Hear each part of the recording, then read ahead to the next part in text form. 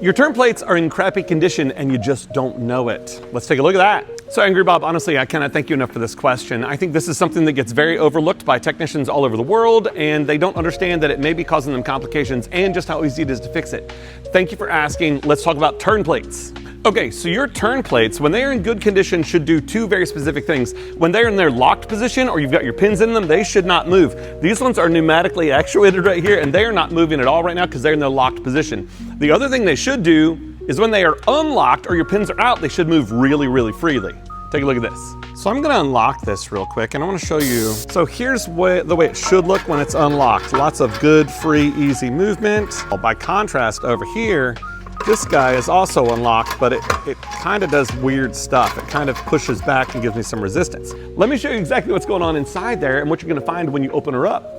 So to open this baby up, I'm gonna get a 1-inch socket, something nice and short and easy to kind of maneuver up underneath there. And I've got my 5/16 Allen wrench for the top side of it as well. I'm gonna pull this out so I've got some access, and I'm gonna get up underneath there. It's basically a nut on that end. It's gonna be that 1-inch size. If you can get a wrench on there or whatever, that's fine. And we're gonna loosen this up from up here. Now, it may be a little bit of work at first. Sometimes they've got some thread sealer on there from the factory, and so they're kind of hard to get out. But then sure enough, this is gonna come out of there on the top side, and underneath you might wanna catch it as it's coming down. But this is the piece that's holding it up underneath it. That's what we put our 1-inch socket on right there, okay? We're gonna set those aside and not lose them and slide this back into position so we can open her up and take a look inside. I'm gonna give you a good view of that. So as I pull this off the top, let's take a look at what's going on inside. Oh my goodness, ball bearing bonanza, right? Here we can see we get an opportunity to play a little Hungry Hungry Hippo. We can see that my components are not overly complicated, right? I can tell where this piece goes and kind of how it's gonna stand up off the bottom with these little feet kind of on it. I've got all these marbles that are gonna go in place, a sleeve here that's gonna go right in the middle, and this spring-loaded mechanism allows it to keep returning to center.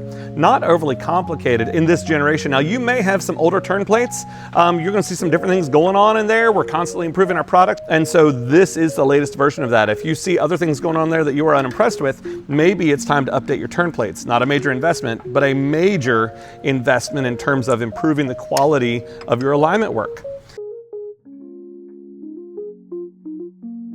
Now, some of these bearings are going to be broken, by the way. You may get in there and find a bunch of shattered bearings, right?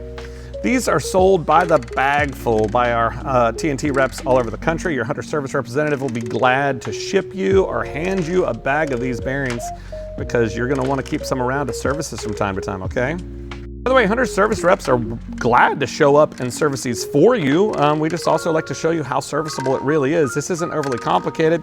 You or anybody else in your shop could certainly take care of this kind of a process. But boy, it is something that needs maintenance and love just like everything else, and we just wanna help you get there and get it done. Okay, that's what it looks like when it's all kind of appropriately put our bearings back in place there. That's gonna work out great. Okay, so I've got all my bearings back into position there. Let's piece this thing back together. I'll show you exactly how I'm gonna go about that. I'm gonna kind of have all my pieces here at the ready. We are gonna be able to slide this out a little bit so that I can get my piece up underneath it where it belongs. I'm gonna get this nut in hand. This is what's gonna slide up underneath there. I'm gonna slide this sleeve down through here to secure all that. And this is gonna go through the top once we put it in position. Plate going right back on top of it. I'm gonna start this by hand here. How y'all doing? Hope you're having a good Monday. Good start to your week and stuff, right? A little bit rainy here in Charlotte. All right, get my ratchet, get it ready to reattach these things. Get that right up back underneath there on that nut. Being careful not to tilt this thing too far.